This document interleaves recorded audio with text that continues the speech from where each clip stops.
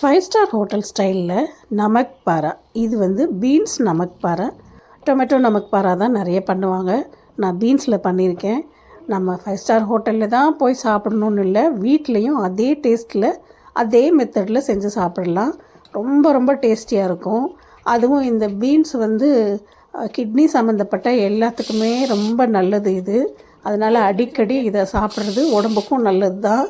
இதுக்கு வந்து நான் 1/4 கிலோ பீன்ஸ் எடுத்திருக்கேன். 4 பேர் குடிக்கிற மாதிரியான அளவில் நான் பண்ணியிருக்கிறேன் இன்றைக்கி. ரொம்ப தண்ணியாக வேணும் அப்படின்னா கூட தண்ணி கொஞ்சம் அதிகமாக ஊற்றி கூட பண்ணலாம். இன்றைக்கி நான் வந்து கொஞ்சம் கம்மியாக தான் தண்ணி ஊற்றியிருக்கேன். அந்த அளவில் ஊற்றினோம்னாவே ஒரு 4 பேர் குடிக்கலாம். 4 கப் வரும். இது ரொம்ப நல்ல டேஸ்ட்டாக இருக்கும். இதுக்கு மேலே வந்து ஸ்ப்ரெட் பண்ணி சாப்பிட்றதுக்கு நமக் பாரான்னு ஒன்று பண்ணணும். அதுவும் இதுலேயே நம்ம சேர்த்து செஞ்சிட்டோன்னா அதை போட்டு சாப்பிட்றதுக்கும் ரொம்ப நல்லாயிருக்கும். இல்லை வெறுமனே கூட அந்த சூப்பை குடிக்கலாம், ரொம்ப டேஸ்ட்டாக இருக்கும். இந்த ஸ்பைசஸில் நம்ம ஆட் பண்ணோன்னா அதை அரைக்கும் போது வேண்டான்னா நம்ம எடுத்து போட்டுட்டு சாதாரணமாக நம்ம அரைச்சி வடிகட்டிக்கலாம். இதை அரைச்சி வடிகட்டினதில் எந்த ஒரு ஃபைபரும் இதில் நமக்கு வேஸ்ட் ஆகாது. அந்த பெப்பர் ஸ்பைசஸ் மட்டும்தான் இதில் இருக்குது. மற்ற எல்லாமே அப்படியே உள்ளே இறங்கியிருக்கு பாருங்கள். ரொம்ப டேஸ்ட்டாக இருக்கும். நல்லா ஃப்ரெஷ்ஷான ஒரு பட்டர் போட்டு நான் தாளிச்சிட்டேன். எனக்கு வந்து டேஸ்ட்டுக்கு சாம்பார் பொடி வேணுங்கிறதுனால சாம்பார் பொடி போட்டிருக்கேன். இல்லைன்னா அதை நம்ம வேணான்னு போட்டுடலாம், வேண்டாம் தேவையில்லை. இதில் இருக்க இந்த காரமே போதும். ரொம்ப ஸ்பைசஸ்லாம் சேர்த்தோம்னா அல்சர் இருக்கிறவங்கெல்லாம், வாய்ப்புண்ணு இருக்கவங்களாம் குடிக்க முடியாது.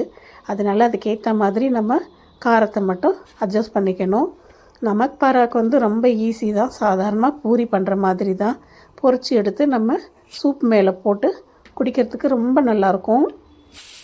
கொஞ்சம் சூடாகவே குடிச்சிட்டோன்னா நல்லா கிறிஸ்பியாகவும் இருக்கும் அந்த நமக் பாரா சாப்பிட்றதுக்கு.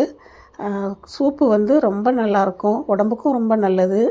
காரத்தை குறைச்சிட்டு குழந்தைங்களுக்கும் பெரியவங்களுக்கும் கொடுக்கலாம்.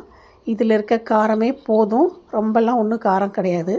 பெப்பர் வேண்டாம், அரைக்க வேண்டாம் அப்படின்னா லாஸ்ட்டில் பெப்பர் தூவிக்கிட்டு நம்ம சாப்பிட்டுக்கலாம். இல்லை நல்ல காரசாரமாக வேணும் அப்படின்னா எல்லாத்தையுமே போட்டு அரைச்சிட்டு அதுக்கப்புறமா நம்ம இதை சூப் கொதிக்க வச்சு சாப்பிட்டுக்கலாம். உடம்புக்கு ரொம்ப நல்ல சூப்பு இது. இதே மெத்தடில் தக்காளி வச்சு பண்ணுவாங்க, அது ரொம்ப நல்லாயிருக்கும். அது ரெட் கலரில் பார்க்க கலர்ஃபுல்லாகவும் இருக்கும். இன்றைக்கி நான் பீன்ஸ் வச்சு பண்ணதுனால இது க்ரீன் கலரில் இருக்குது. இதே மெத்தடில் நிறைய காய்கறிகளையும் நம்ம மிக்ஸ் பண்ணிக்கலாம். ரொம்ப ரொம்ப ஹெல்த்தியான சூப்பு.